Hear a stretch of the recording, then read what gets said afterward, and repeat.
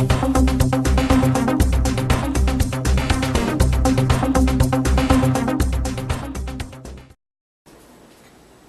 to my Impact Review, ladies and gentlemen. I wish to apologize. I got sick in the last week and a half, so there was no Raw review. I'm very sorry. I do want to speak about Raw briefly. It wasn't bad. I'm glad to see that Naomi is going to get, well, hopefully a WrestleMania moment. It wasn't bad with Daniel Bryan. The way Triple H acted was very good. So, briefly, it wasn't too bad. For at least Raw. That's just my brief thought about it. Now, let's get to this Impact. Last week, when I was still reasonably well, I looked at Impact and I was not fond of it because it felt very Russo-esque.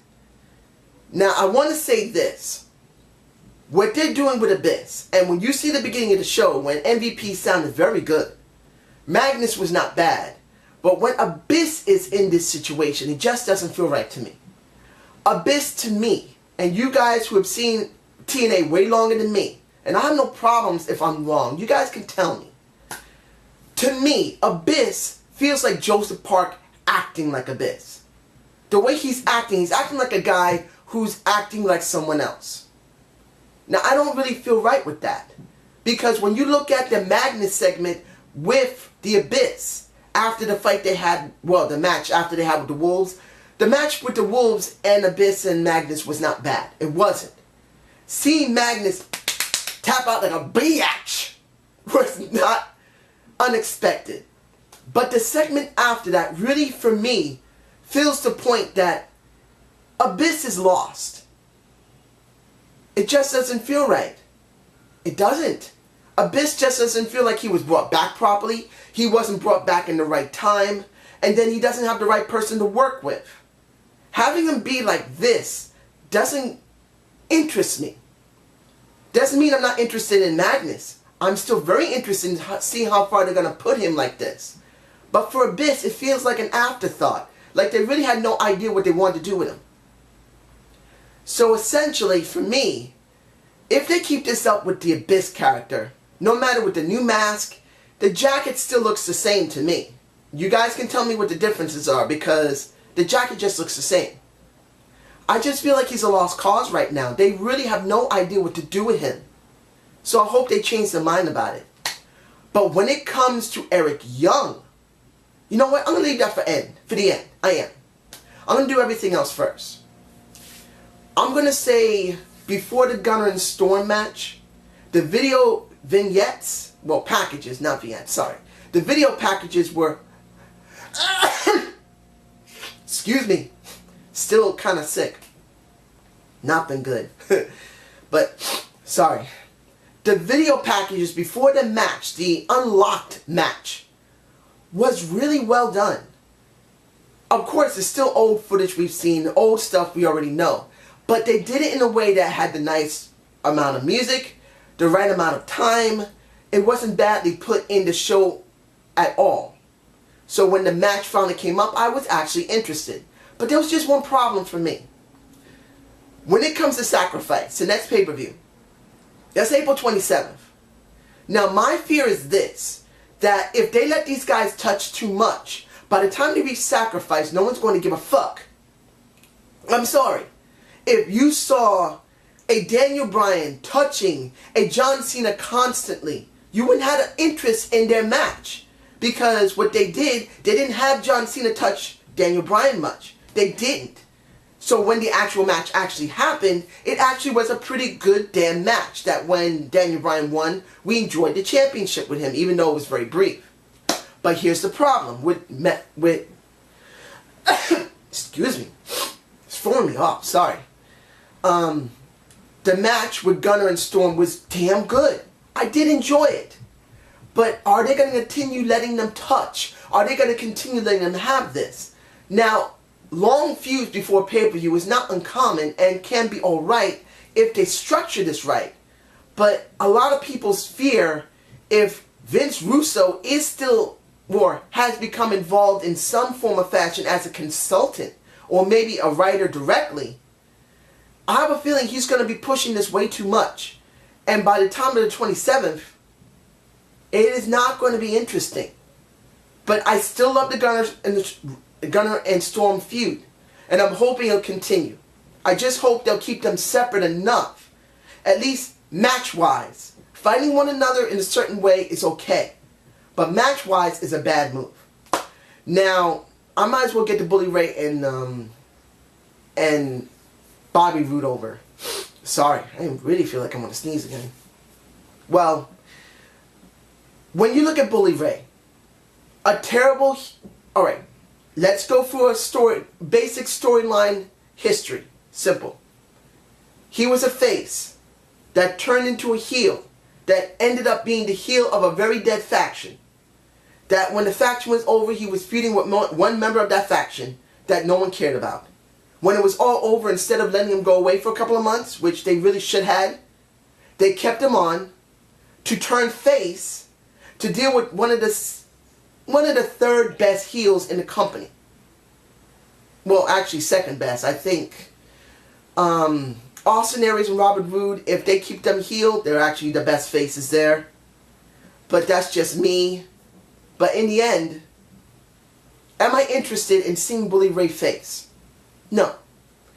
But I can say the crowd has responded well with him to a point. And I can't deny that. Even though I don't really care about the Bully Ray face turn, even though the crowd is interested. I'm just not. And I really believe when it comes to Robert Roode, I don't believe he's going to get over here 100% enough. I really believe Bully Ray is the one that's going to be winning out in this. And do I believe that's the right thing to do? No. Because Bully Ray, who is the head of the Aces and Eights, should have gone away for a while. Then came back and would have gone on a face turn, which would have made some sense that he learned something after he got mic checked into that casket. But we didn't get more than a couple of weeks for him being gone. And then what happened with the stupidest thing that TNA could have done, having him there to let MVP win, that's just my opinion. You guys tell me below if that was the best way. MVP could have won clean, and he could have still been the face, well, not the face, the director of operations for TNA anyway. But having Bully Ray there didn't make it good. But was the segments they did in the ring and outside alright? Wasn't bad. The tables thing has always been done. No one really cares unless it's done properly. It wasn't bad. Robert Roode sounded alright. He did a good job in there. But my question is what they're going to do now? Do I care? No. I really don't want to see this feud, but the crowd is interested in this feud. Because they really wanted something different from Bully Ray. So even though it's not a large pop for him, I say the pop should be here. And it's like about here. From here to here. It's not a great pop he's getting, but it is something and they're going with it. Now, the Kenny King segment with MVP. No match for a Kenny King, the King of the Night, baby. But he's getting his moment next week. Now, I hope they're going to bring him back strong. I'm saying this clearly. They brought him back with some nice vignettes. One, he's got to have some of those women or some women under his arm as he goes to the ring, like the Pope. Well, the Pope came down with the money. He needs to come out with the honeys. He has to come out with some women to validate him being the King of the Night. He has to have a new type of, maybe ring attire. If it's the old simple ring attire, I won't be fond of it, but I'll understand. But if he comes out with new ring attire like James Storm did, I will be happy with it. Third and final, he needs to win his match coming back. And then need to be doing something other than the X Division. If he comes back just to stay an X Division guy, it's a waste of time. Because they don't show the X Division much anyway. So I'm hoping for something different for Kenny King. Now, Mike Knox. Am I interested in Mike Knox and this Duck storyline, whatever it is? The woman they showed was gorgeous. The place they were in was an old video arcade. If people have never seen what a video arcade looked like, look on YouTube for them. Those places were epic. You're used to playing your Xbox and your well, the Xbox One, the Xbox 360, PlayStation 2, 3, and 4. But before that, I'm an old man, we used to go to video arcades. We used to clunk in quarters and play our asses off. It was nice to see something like that. This is trying to be dramatic, which is okay. I'm not upset about it. Now the short segment between Christy Hemme and Samuel Shaw, where he cuts her hair off, is still interesting. But what are they going to do next? That's my question. I'm wondering what's going to happen. I don't think we saw anything here. We saw it last week, I believe. But what's going to happen now? We didn't get that chance, so let's move on. The Angelina Love and Madison Rayne. The segment beforehand was good with Velvet Sky. I felt that woman was about to turn heel. I knew she was. She was wearing some tight clothes. She was wearing my favorite color blue. Wearing some blue heels with some blue pants and a blue tank top that made her boobs look 5 times bigger than they were. I'm sorry, unless she got double D boobs now, her boobs, which are maybe a D, 38D, they look double D in that blue tight shirt. I loved it. Angelina Love, I love. And I want to say this, if Fool Killer 99 ever did see this video too, I'm hoping he does, which I don't think he will. But the Fool Killer, I can understand your feeling about Angelina Love looking anorexic. But I have known in my experience with women that there's just certain women that just 100% are super slim and they just can't put weight on. She does look anorexic. She still looks damn hot. And if she was in front of me butt naked, I wouldn't be making this video right now. But even if she starts eating a lot, I don't think she'll really... Her frame is not built for it. That's just me. Anyway, the match really didn't matter. But I do believe that it was Madison Rayne who botched that crucifix. I could be wrong. It's possible Angelina Love did not put her arm back far enough for her to reach. But then when I saw the way Madison Rayne tried to grab over her shoulder instead of just grabbing straight made me feel like she botched it. But in the end, this wasn't about that botch. It was about the win and Velvet Sky turning heel, which we do need. Angelina Love, I believe, is the best female heel they have. So I'm very interested in seeing Angelina Love get the TNA Knockouts Championship. Give it to her. And let's move on to the 3 last things need to be talked about. The hunt for Willow. Rockstar Spud was epic in the paint and the duck suit. The hunter suit. As it's really a duck hunting suit as it is. I'm sorry. I've never really actually been hunting. I've never hunted anything in my life. Maybe I might like it, maybe I don't. I've never done it. But seeing Rockstar Spud like that, he is the best comedian I've seen in a long time. He is damn funny. Getting tied up in the, looks like an abandoned house, which was a pretty good thing to do because they want to do something with Willow. I'm not against Willow versus EC3. I'm not. But when it comes down to this, EC3 really needs to be put over eventually. He needs to become a bigger player.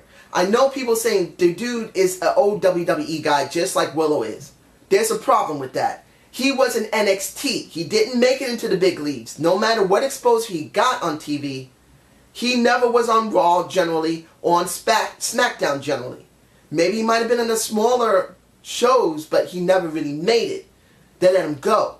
So he really isn't technically a full WWE guy, unlike Jeff Hardy. That's just me. But when you see this, EC3 does fit the TNA mold pretty well. So I'm hoping in the next couple of months they will put him over and make him a main star player. But I don't know if they will because they're really pushing hard with this Willow part for Jeff Hardy. I really believe they're doing something very hard with that. They want to do something different. And I appreciate that. But this is an old WWE guy that there's no guarantee he's going to stay there because he may just go back to WWE eventually in the next couple of years. It happens. They go back and forth. So that's just my feeling with Willow. Now, the final match. If I'm forgetting anything, I'm sorry. I'm still a little sick. Samoa Joe versus Eli. I'm going to say this. Eli reminds me of Santino a couple of years ago when they were actually pushing him to be more serious. Yes, he was still acting comedic for Santino, but he had a chance to try and get the World Heavyweight Championship at one point. So people really wanted Santino to win, but they didn't let him do it. Eli is 100% serious. He's not playing a comedian. And I said when he came back from doing his extreme bass fishing or whatever type of show he was doing, they must have told him, look, do you want to be more serious? Or he said it. And he said yes. So this has been a chance for us to get a more serious Eli. And I actually like it. I like to see Eli tough. And in the end, what did he do? He didn't tap out to the rear naked choke. He passed out. And that little controversy at the end with Earl Hebner and Bryan saying that he should have won the match because he had him on his back was actually a very nice touch. I do believe this is actually going to be very interesting when next week Abyss versus Magnus versus Joe versus Eli. I'm actually rooting for Eli to win because this would be a very nice touch. You do have 4 originals from TNA. I think the oldest one there is Eli. I could be wrong. You guys can tell me below if it's the Abyss. I don't know. But in the end, if this is true, that they're actually positioning Eli for this, this actually could be a very interesting situation. I would love to see Eli as the champ because he's been X Division, Global Champ, TNA Television Champ, Tag Champ. He even said it. I have been the Knockouts Champ. He's had every title that was possible in the company. The last one is that one. So I wouldn't mind seeing it. So how do I feel about this show? When you really look at it the way it has been, if Russo is there as a consultant or a writer, it has his fingerprints somewhat on it. Because a lot of this stuff, like with Storm and Gunner, you could have stretched it until it came to sacrifice. You didn't have to have them touch so much. Yeah, they had to fight one another, but they could have talked more. And maybe that's coming. But it does still feel like Russo is there. It does feel like if someone who used to write for TNA has come back and is consulting them. I'm hoping I'm wrong, but it does feel like that. But the show wasn't that bad. So I hope you enjoyed the Zane View. Please give me a comment below. And I'm sorry I've been sick and I'm still sick. So I'm going to do my best to do my reviews. But if I'm late or if I don't have them done, I'm very sorry. Have a good day.